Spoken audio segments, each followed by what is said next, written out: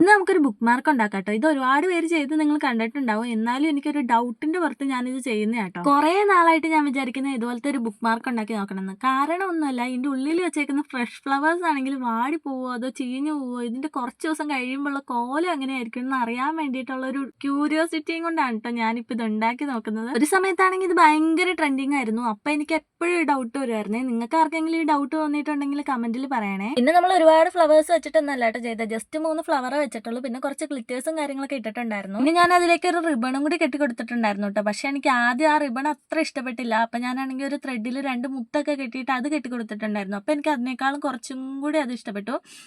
നിങ്ങൾക്ക് ഏതാ ഇഷ്ടപ്പെട്ടതെന്ന് പറയണേ. ത്രെഡാണോ ഇഷ്ടപ്പെട്ടത്, റിബണാണോ ഇഷ്ടപ്പെട്ടതെന്ന്? എനിക്ക് ത്രെഡ് കിട്ടിയതാണ് ഇഷ്ടപ്പെട്ടത്. ചെയ്തു വന്നു കഴിഞ്ഞപ്പോൾ ഒരു സിമ്പിൾ ആൻഡ് വെറൈറ്റി ലുക്ക് ഒക്കെ ഉണ്ടായിരുന്നു കേട്ടോ. അപ്പൊ നമുക്ക് കുറച്ച് ദിവസം കഴിഞ്ഞ് അറിയാം ഇതാണെങ്കിൽ വാടി പോവുക, ഇതിന്റെ കോലം എന്തായിരിക്കും എന്നൊക്കെ. നിങ്ങൾക്ക് ഇഷ്ടപ്പെട്ടിട്ടുണ്ടെങ്കിൽ ലൈക്ക് ചെയ്യണേ.